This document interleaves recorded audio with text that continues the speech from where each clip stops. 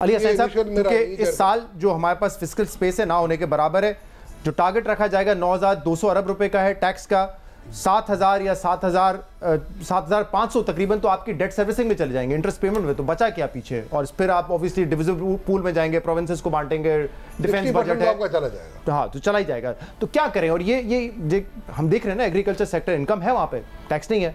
Retail sector में last year 3,000 रुपए fix tax लगाया, वो भी वापस लेना पड़ा हुकूमत को। देखिए ये बड़ी सिंपल कैलकुलेशंस हैं। अगर आपने बात की कुछ रिटेलर्स और एग्रीकल्चर की, agriculture is about 20% of GDP और टैक्सेशन का शेयर उसका 1% से कम है। इसी तरह सर्विसेज जो है वो तकरीबन 60% के करीब है और उसका टैक्स में शेयर 30% है। इंडस्ट्री हमारी बहुत गिरी है इन द लास्ट, जो द डेटा शोज़ के 1990s ऑनवर्ड्स मैन्युफैक्चरिंग गिरी है, और उसको रोकने के लिए फिर हम बहुत पिन पॉइंटेड किस्म की सब्सिडीज़, जो तबा साहब जो रेंट सीकिंग का जो उन्होंने इशारा किया, वो इसलिए था क्योंकि जब आप स्पेशल बेनिफिट्स देते हैं तो स्पेशल इंटरेस्ट क्रिएट होता है।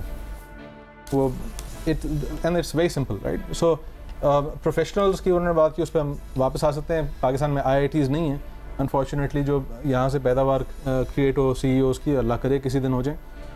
अगर मेरे नज़दीक इंडस्ट्रीज़ को जो उनका शेयर है जीडीपी में उसके करीब ले आएँ इन टर्म्स ऑफ टैक्सेशन, तो इनके, और एक जो ब्रॉड प्रिंसिपल है, बिल्कुल हर बेसिक किताब में इकोनॉमिक्स के लिखा हुआ है कि आप टैक्सेशन जितना यूनिफॉर्म कर सकते हैं उतना करें, हर आदमी जानता है। हमारा इशू मेनली है इम्प्लीमेंटेशन का। मैं खुद ऐसी गवर्नमेंट की मीटिंग्स में बैठा हूँ जहाँ डिस्कशन हुई है कि एग्रीकल्चर पर टैक्स लगाने के नहीं, और वहाँ इमीडिएटली पॉलिटिकल इंटरेस्ट क्रिएट हो जाता है या उभर के आता है कि जो कहता है कि नहीं अभी रहने दें, करना है लेकिन अभी रहने दें। रियल एस्टेट के ऊपर किसके सियासी मफादात हैं, क्यों नहीं टैक्स लग सकता? फर्टिलाइज़र के ऊपर क्यों नहीं लग सकता? This is open for debate. The thing is कि अगर आपने इकॉनमी को अल्टीमेटली आपने चलाना है, रिसोर्स एलोकेशन को एफिशिएंट बनाना है, जिसका मतलब ये है कि इन्वेस्टर ये ना देखे कि गवर्नमेंट की पॉलिसी ऐसी कैसी है जिससे मेरे पैसे बनेंगे, ये देखे कि आलमी मंडी में मैं क्या बेचूंगा और उससे मेरा मुनाफा क्या होगा। सो हमारे टैक्सेशन के बहुत सिंपल प्रॉब्लम्स हैं जो कि डेकेड से हैं, क्योंकि वो पॉलिटिकली जो असर रसूख रखने वाले लोगों के इंटरेस्ट के ख़िलाफ़ हैं। उसका सिंपली इम्प्लीमेंटेशन से वास्ता है, ना कि नई पॉलिसी से। और मैं विद रिस्पेक्ट तौला साहब की इस रिपोर्ट से इख्तलाफ इसलिए करता हूँ कि जब आप इकोनॉमिक प्लान्स बना रहे हैं तो पूरी मईशत के लिए बना रहे हैं। They should not be very hidden और ओपेक। उनको आवाम के सामने रखकर डिस्कशन कॉन्फिडेंशियल नहीं होना चाहिए, डिस्कशन होनी चाहिए, ना कि ये कि बजट से 4 दिन पहले कॉन्फिडेंशियलिटी हो। इसमें रेवेन्यू मेजर थे, ठीक है, नहीं कर सकते। अच्छा, जो फाइनल रिपोर्ट आई हम बात करें, बिल्कुल ठीक है। लास्ट चीज़ ये, और ये चीज़ें पहले डिस्कस होनी चाहिए, ना कि बजट से बिल्कुल दो हफ्ते पहले। लास्ट चीज़ ये है कि सीपेक के अंदर PMLN हुकूमत की ऑफिशियल प्रोजेक्शन थी 2017 की कि 2020 तक 1/3 of Chinese trade will pass through CPEC. अब इसके ऊपर क्या उसकी रीजंस थी, क्या नहीं थी, एक सिंपल अल्टीमेट फार्मूला इकोनॉमी का ये है कि आप पॉलिसीज बनाएं 5-7 साल की, और उसके ऊपर बाद में रिव्यू हो कि अभी आप जाके देख सकते हैं किसने 5 साल पहले क्या कहा था और हम किस दिन में जा रहे हैं। सही।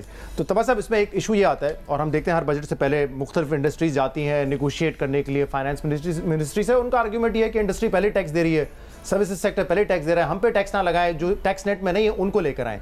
अब ये एक आर्ग्यूमेंट है कि जो इंडस्ट्री का जितना साइज है उतना टैक्स वो दें, लेकिन ये दूसरे भी जो शोबे हैं, दूसरे सेक्टर्स हैं, उनको कैसे इसमें इंक्लूड करें? इसमें ऑब्वियसली प्रोविंशियल गवर्नमेंट का बड़ा इंपॉर्टेंट रोल होगा, अगर आपने रियल स्टेट पे टैक्स लगाना है या एग्रीकल्चर पर टैक्स लगाना है।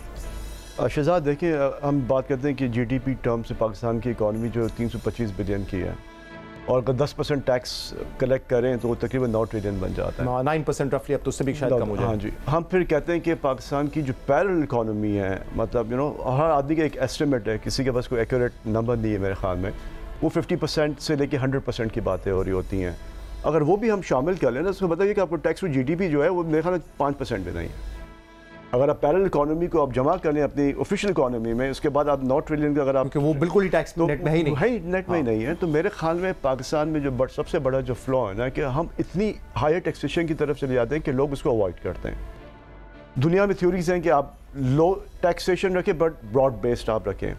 आपने बात की 18 अमेंडमेंट के बाद बहुत सारे जो टैक्सेशन के जो सब्जेक्ट्स हैं वो प्रोविंशियल गवर्नमेंट के पास हैं। सर्विस सेक्टर हैं जिसमें केटरिंग, आपके प्रोफेशनल्स हैं, आपके सलोन्स हैं, बहुत सारी सर्विसेज हैं जो टैक्स नेट में है ही नहीं, मतलब ना।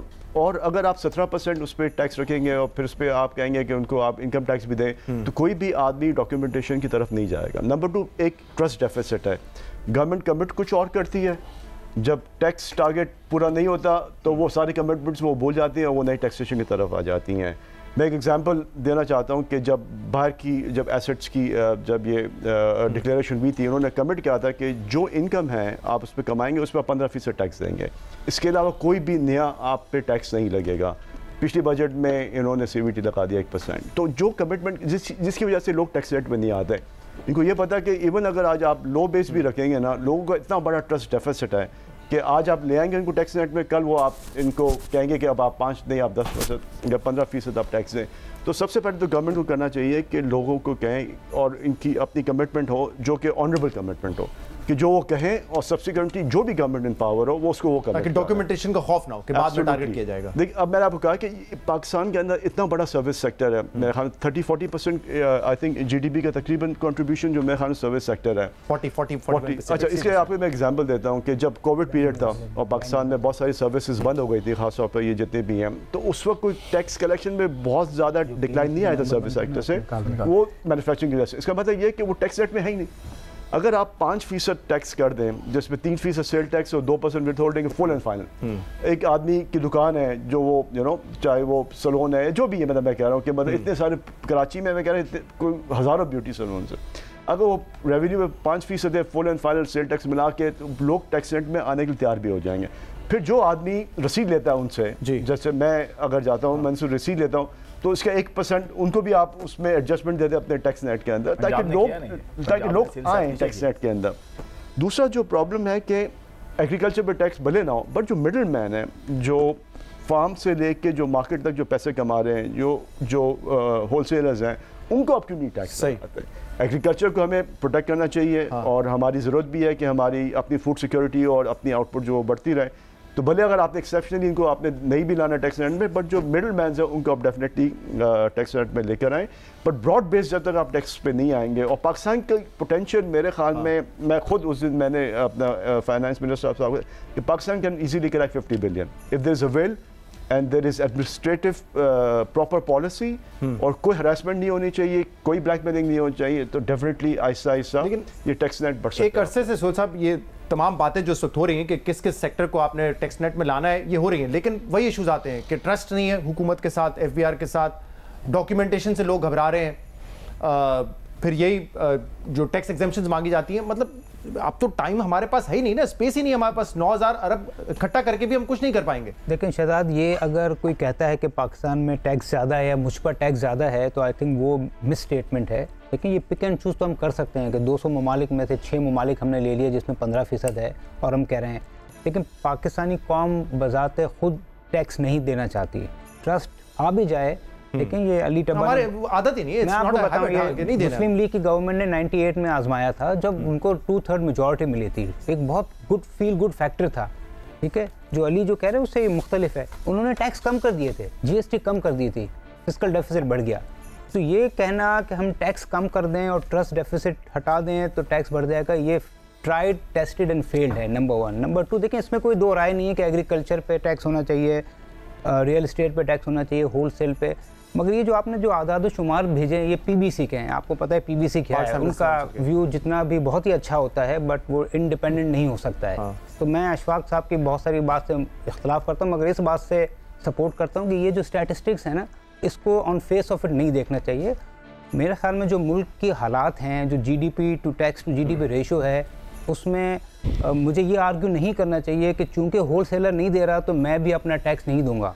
मुझे अपना टैक्स भी देना है और ज़्यादा भी देना है। लेकिन आपको क्यों लगता है कि ये नंबर मिसलीडिंग है? मिसाल के तौर पे हम ये सुनते हैं कि 20-25 लाख अगर रिटेलर होलसेलर्स बैठे हुए हैं, नहीं मैं ये नहीं, उनके ऊपर तो कोई टैक्स ही नहीं है। ले लेते हैं, इनकम टैक्स ले लेते हैं। नहीं, ये कौन सी दो चीज़ें हैं? एक तो ये सही कह रहे हैं कि वो भी टैक्स देते हैं, मगर ये कहाँ लिखा हुआ है कि जिसका GDP में जितना शेयर होगा वही टैक्स देगा? ये कौन सी इकोनॉमिस्ट ने कहा है? ये कौन सा PhD की थीसिस है?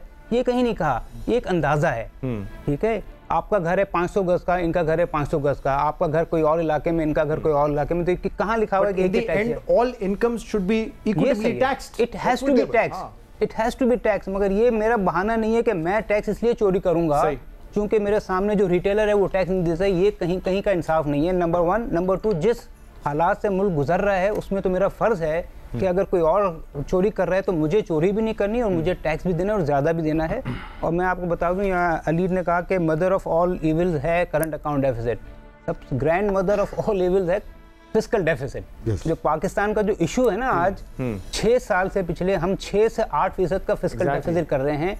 ये आपको कोई दुनिया में 10-12 मुल्क से साल भी एब्सोल्यूट टर्म्स में 7-8 हज़ार अरब के आसपास नहीं मिलेगा। और मेरे ख्याल में जो हालात हैं उसमें जो टैक्स दे रहा है उसको ज़्यादा टैक्स देना पड़ेगा, खर्चे कम करने पड़ेंगे। और सबसे बड़ा ये है कि अभी आपने जो इंट्रोडक्शन में कहा था कि 7,500 अरब रुपए का इंटरेस्ट इनकम हुकूमत बजट कर रही है, तो अगर हुकूमत 10% एट सोर्स कोई लेवी लगा दे तो 750 अरब यहाँ से आ सकते हैं। ये नहीं हो सकता कि मुल्क क्राइसिस में है मगर जिसके पास पैसा है वो 22% बैठ के कमाए। ये भी इंसाफ का तकाजा नहीं है। मेरे ख्याल में हुकूमत को ये भी सोचना चाहिए कि वन टाइमर इस तरह की लेवी लगाए ताकि वो लोग जो कमा रहे हैं क्राइसिस में, कम से कम वो मुल्क में जब क्राइसिस है तो कुछ तो कंट्रीब्यूट करें। जहाँ पे वन ऑफ उनकी इनकम एबनॉर्मल इनकम आ रही है तो उस पे आपको लगता है कि बिकॉज इंटरेस्ट रेट की तरफ आप इशारा करें, जी अगर बढ़ रहे 22% आज जिसके पास करोड़ रुपए है उसको तो कुछ काम करने की जरूरत ही नहीं है ना। उसके पास 2.5 लाख अगर कोई इंडस्ट्री इस साल पूछे 1 साल में उसको बेनिफिट हुआ है डिवैल्यूएशन से, ऑल ऑफ अ सडन 100 रुपए अगर हमने एब्सोल्यूट टर्म्स में खोए तो वहां पे भी आप समझते हैं कि उनको टैक्स पे आना चाहिए। या सब पहले जरा कमेंट कर दीजिए। देखिए जी, इस पे एक तो सबसे पहली बात ये कि मैं रिपीट नहीं करूंगा जो बातें ऑलरेडी हो चुकी हैं कि हमें टैक्स टू जीडीपी रेशियो अपना बढ़ाना है, बट ये होगा इन्फोर्समेंट के साथ। दुनिया में कई एग्जांपल्स मिलते हैं आपको कि जहां पे लोग ये नहीं देखते कि जी उनकी हुकूमत अगर अच्छी तरह पैसे खर्च कर रही है तो वो बड़ी खुशी से जाके खुशी से कोई टैक्स नहीं देता। टैक्स दिया जाता है इन्फोर्समेंट के बिना पे। टैक्स दिया जाता है कि अगर वो टैक्स नहीं देंगे तो जेल जाएंगे। अमेरिका में एक बड़ी बहुत फेमस कहावत है, मैं शायद मुझे कहनी नहीं चाहिए, but you may get away with murder but you will not get away if you don't pay your taxes. तो दूसरी चीज ये कि अब ये किस तरह किया जाए।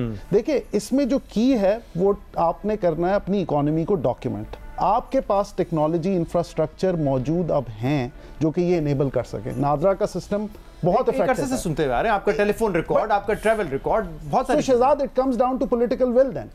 देखिए, अगर आपके पास टेक्नोलॉजी इंफ्रास्ट्रक्चर मौजूद है, अगर आपके पास टैक्स रेवेन्यू में कमी मौजूद है, तो फिर क्या चीज आपको रोक रही है? बेनिफिट जो आपको दिखाना चाहिए लोगों को डॉक्यूमेंटेशन का वो ये है। हम फाइनेंशियल इंक्लूजन की बात करते हैं, हम ये बात करते हैं कि जी बैंक एसएमई सेक्टर को, इंडिविजुअल्स को क्यों पैसा लैंड नहीं करते। वो इसलिए नहीं लैंड करते क्योंकि अब रिसेंटली एक कॉन्फ्रेंस के अंदर औरंगजेब साहब ने भी ये कहा था कि जी हमारे यहाँ एसएमईज के अंदर जो ट्रेडिशन है कि हम कोलैटरल बेस्ड लैंडिंग करते हैं। वो कैश फ्लो बेस्ड लैंडिंग किस तरह होगी? वो तब होगी जब आपकी ट्रांजैक्शंस डॉक्यूमेंट होंगी, ट्रांजैक्शन हिस्ट्री होगी, उस ट्रांजैक्शन हिस्ट्री के ऊपर बैंक्स लैंड करेंगे। तो लोगों को ये समझाने की ज़रूरत है कि डॉक्यूमेंटेशन से टैक्स तो देना पड़ेगा लेकिन documentation allows them to become bigger, जो कि अनडॉक्यूमेंटेड सेक्टर एक हद तक बड़ा होता है और उसके बाद वो नहीं बड़ा होता, और ना वो खुद बड़े होते हैं ना डॉक्यूमेंटेड सेक्टर को बड़े होने देते हैं। तो ये हमें चीज़ मद्देनजर रखनी बहुत ज़्यादा ज़रूरी है कि documentation of the economy is की, not just for financial inclusion, for increasing of tax rates and everything। और just on the 18th amendment, देखें 18th amendment बहुत अच्छी है, उसके अंदर हमने अथॉरिटी भी दी है, असासे भी प्रोविंसेस को दिए, उसके साथ साथ कुछ जिम्मेदारी भी देनी चाहिए। आपके एनर्जी सेक्टर के अंदर एनफोर्समेंट और पुलिस प्रोविंशियल गवर्नमेंट के पास है, लेकिन जब डिस्कोज लॉसेस करती हैं तो वो लॉस फेडरल गवर्नमेंट उठाती है। अगर एनएफसी अवार्ड दूसरे दिन हम प्रोविंसेस को ट्रांसफ़र कर देते हैं तो कम से कम एग्रीकल्चर और रिटेल सेक्टर से टैक्स कलेक्ट करने की जिम्मेदारी तो प्रॉपर्टी टैक्स हो, एग्रीकल्चर हो, रिटेल सर्विसेज सेक्टर जैसे ओवरऑल इसके अंदर एक पूरी फेडरेशन का व्यू लेना होगा बनिस्बत इसके कि हम सिर्फ एक इसका मायोपिक व्यू लें। सब एक तो इस पे भी जरा टैक्स पे भी कमेंट कर दीजिएगा। दूसरा ये सवाल अब इंक्रीजिंगली पूछा जा रहा है, जब भी इंटरेस्ट रेट मुल्क में बढ़ते हैं पूछा जाता है कि हमने 22% कर दिए तो क्या इससे इन्फ्लेशन आपकी कम होगी, क्या इतनी सेविंग्स होंगी कि हम इन्फ्लेशन कम कर सकें? क्योंकि एक पॉइंट ऑफ व्यू ये है कि इस वक्त जो आपको इन्फ्लेशन नजर आ रही है वो मेनली बिकॉज ऑफ डिवैल्यूएशन है, इंपोर्ट आपका बिल बढ़ता जा रहा है डिवैल्यूएशन की वजह से, ना कि सिर्फ लिक्विडिटी जो कि मार्केट में है। तो कितना फायदा होगा इस इंटरेस्ट रेट को बढ़ाकर कि हम सेविंग्स क्या बढ़ा लेंगे उस हद तक कि लिक्विडिटी को हम स्क्वीज कर सकें, या ये काउंटर प्रोडक्टिव ज्यादा है क्योंकि हम देख रहे हैं ग्रोथ तो बिल्कुल फ्लैट हो चुकी है? दोनों चीजों का जवाब दीजिएगा। टैक्स नेट का तो जो आपने सवाल किया, फिर आपने जो स्टेटिस्टिक्स दिए कि एग्रीकल्चर जो है वो जीडीपी का इतना हिस्सा है और ट्रेडिंग हमारा जो है वो इतना हिस्सा है, बट वो सिर्फ 2% देता है, तो एग्रीकल्चर पे तो जो है वो टैक्स है नहीं, ठीक है ना। तो पहले तो ये पॉलिटिकल विल चाहिए कि वहाँ टैक्स नहीं है, इनडायरेक्ट टैक्सेस होंगे, इनकम पे नहीं है। हाँ, डायरेक्ट इनकम पे नहीं है, और वो जो आपने भी कहा कि भाई जहाँ भी इनकम है वो टैक्स होना चाहिए, तो वो तो आई थिंक पॉलिटिकल विल की बात है, और वो एक दूसरे के ऊपर जो है वो कहते हैं कि ये जो है प्रोविंशियल सब्जेक्ट है और वो इधर से उधर करते हैं, तो उसमें आई थिंक सिंसियरिटी नहीं है। ट्रेडिंग का सिलसिला जो है उसमें तो टैक्स है, आई थिंक उसकी इन्फोर्समेंट का जो है वो प्रॉब्लम है, और इन्फोर्समेंट आपने लास्ट टाइम वो मिफ्ता साहब ने ट्राई किया था तो ऊपर से फ़ोन आ गया कि भाई इनको जो है हटाओ, ख़त्म करो। तो प्रॉपर्टी टैक्स के वाले से बात करें? नहीं, रिटेलर के ऊपर फोन नहीं आया था, ट्वीट आया था। हाँ, जो भी आया था, लेकिन ये है कि वो मैसेज उनको गया और 3000 बंदे बनो आप, ये क्या कर रहे हो। तो इस किस्म का अगर कोई जो है वो बिहेवियर होगा तो कैसे जो है वो हमारा टैक्स नेट जो है वो बढ़ेगा। प्रॉपर्टी पे आई थिंक ये कहा गया प्रॉपर्टी पे टैक्स है, कौन कहता है कि टैक्स नहीं है? आपके ट्रांसफर्स पे टैक्स है, कैपिटल गेन पे जो है वो टैक्स है, हर जगह टैक्स है, उसके डेवलपमेंट पे जो है वो टैक्स है, हर स्टेज पे जो है वो टैक्स है, लेकिन वहाँ अगेन जो है वो डॉक्यूमेंटेड और अनडॉक्यूमेंटेड का मसला है। क्योंकि मैं अरे साहब टू इंटरप्ट, मैं एक रिपोर्ट पढ़ा था मफाब की, इस वक्त जो एसेट क्लास में पाकिस्तान की वेल्थ है, बैंक डिपॉजिट्स आपके 22-23 ट्रिलियन के हैं और रियल स्टेट में 88 ट्रिलियन, यानी कि 4 गुना ज्यादा इन्वेस्टमेंट इस वक्त रियल स्टेट में। सर, उस हिसाब से तो टैक्स नहीं आता ना का इशू है, और उसके लिए आई थिंक स्ट्रक्चर की ज़रूरत है। ये रीट्स जो है वो डॉक्यूमेंटेड को इंश्योर करता है और वो ज़्यादा जो है वो टैक्स कंट्रीब्यूट करता है। इसको हमने अशफाक तौला साहब को भी और फाइनेंस मिनिस्टर को भी, सबको हमने डेमोन्स्ट्रेट किया है कि आप रीट के ज़रिए जो है गवर्नमेंट को ज़्यादा टैक्सेस मिलते हैं, और कन्वेंशनल तरीके से जो है वो टैक्स होने के बावजूद टैक्स जो है वो कम मिलता है, इसलिए कि वो डॉक्यूमेंटेड जो है वो नहीं है। तो ये आई थिंक सिर्फ प्योरली पॉलिटिकल विल की बात है, इन्फोर्समेंट की बात है। ये दो चीज़ें जो है करें तो इसमें इम्प्रूवमेंट डेफिनेटली आएगी। दूसरा इशू जो है वो इंटरेस्ट रेट पर जो है, आई थिंक मैं दो चीज़ें अक्सर ये कहता हूँ कि मैं अगर प्राइम मिनिस्टर होता तो मैं गवर्नर स्टेट बैंक के ऑफिस में बैठा रहता, क्योंकि जो इन्फ्लेशन है वो मेनली डिवैल्यूएशन की वजह से है।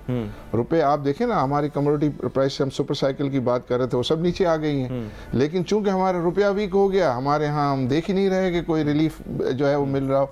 तो वो क्यों है?